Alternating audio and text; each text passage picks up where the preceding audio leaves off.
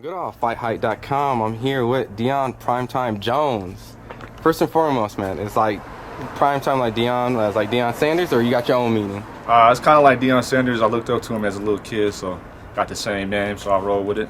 All right, 6-0 at the Mayweather boxing gym. You know, obviously you work with great trainers, and I just saw you with Jeff Mayweather. So just Yes, a little sir. Background story. How'd you get in boxing? How'd you link up with Jeff and everyone?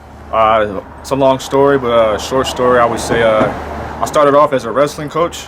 I was wrestling coach from 2017 to 2019. I was the head coach. My brother had passed away a couple of years before that, so I've been going through a lot. And coaching was like the only thing that kept my mind straight. Then COVID had happened. As soon as COVID hit, I just started boxing by myself. And one day my pops came up to me and said, "Hey, I know Jeff Mayweather. I see you taking boxing serious. Let's train with Jeff." And that was May of 2020. June 2020, and since then I've just been boxing ever since. Oh wow, so 3 years. So how old are you?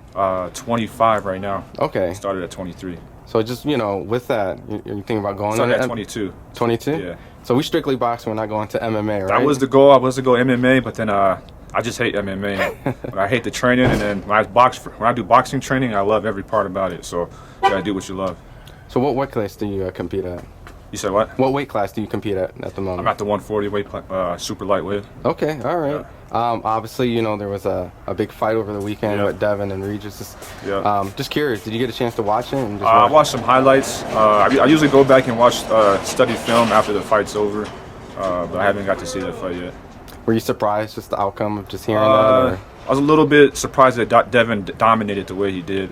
I thought it would be a closer fight, but I heard that he just beat him up pretty much. Yeah, he dropped him in that sense. So I mean, obviously this is your division, so I mean that's one of the guys that you're going to be looking. I can't wait to get up there and fight T.O., Devin, whoever's up there. I'm ready to fight everybody. You know, when the time is right, you know, we'll be up there fighting those guys. Now, obviously, being at a world-class gym like Mayweather Boxing, have you had a chance to spar or work with some notable names that some of the fans? Yeah, I got to spar Jahan Ingram. He's a solid fighter. Also got to fight Curmel Moton. That dude is a third. He's a beast for sure. What's that? You know, I know there's a lot of hype on Curmel. He's 2-0 right now. Yes. Floyd, Ellerby's really back. But just talk about the experience that sparring with him. Yeah. When I sparred him, actually, it was the first time I ever even met Floyd. Floyd had came to the gym. It was packed. Nobody was training. They were all just watching the spar, and it was the toughest sparring session I ever had.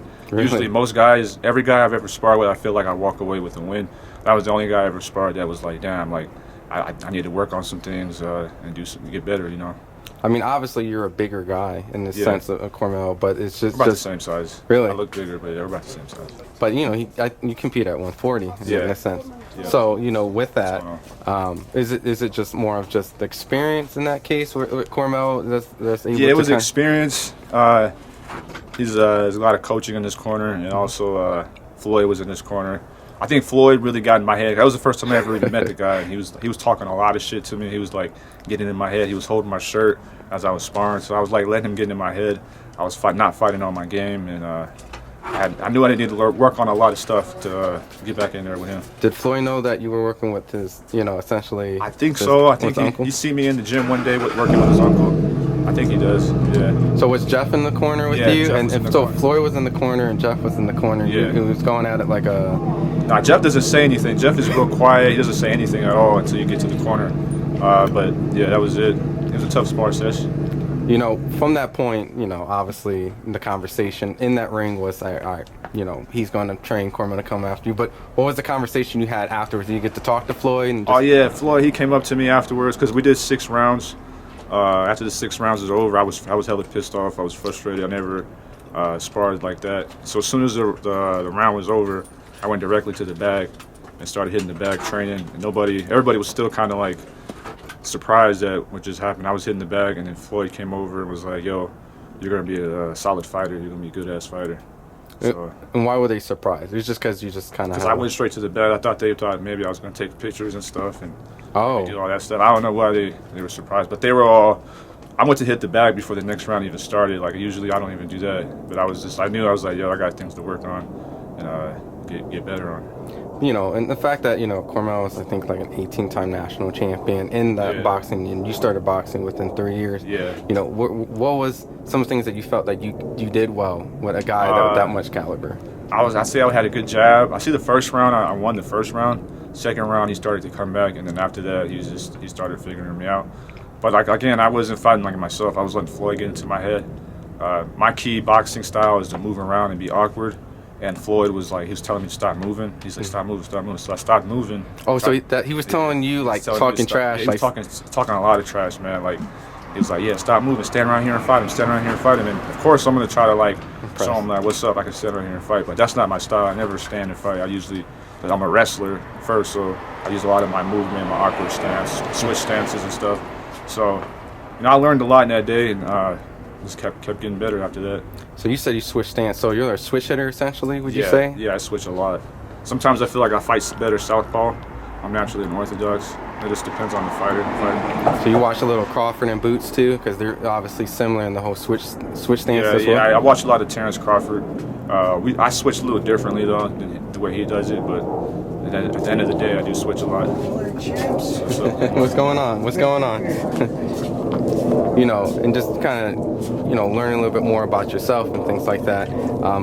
What's some of your goals, some of your dreams? You know, obviously become a world champion, but, you know, is there certain aspirations like being undisputed, moving up multiple different weight classes, or everything? I mean, my goal is just to be #1 in my division, become a world champion. I want to go down as a legend, as with the greats when they have that conversation that my name is brought up, for at least for my generation, for sure. Like as an amateur, I went undefeated, 17-0. Pro right now, I'm 6-0. So as a wrestling state champ, so I've always been an athlete my whole life, and I just knew that I'm going to be a champion one day at something. You know, and obviously before I let you go, you know, I'm assuming you recently just fought in October, a couple months ago. Do you have a date or when your next fight is? Yeah, my next fight will be in Atlanta on the 27th. I don't have the opponent yet, but that is where we will be at, is in Atlanta. Do you know, is there a specific card that, like, you know the headline of it, or it's just getting put together? I do not know. I just know it's Atlanta. If you're looking for fights in Atlanta, the 26th, so I'd probably be on it. Another fight coming up in February in Tennessee as well. Okay, so you got 2 back-to-back already. That's ready to go, yeah. That doesn't add any stress or nothing, knowing that you have to complete one and then have to jump right? I'm a fighter, man. I like to get in there and fight. That's what we do. All right. Well, if they want to get a little bit more information, where can they find on social media? Follow me on Instagram at Dion_Jones. That's Dion_Jones. That's it. Awesome. Appreciate it, champ. Yes, sir. Thanks for having me.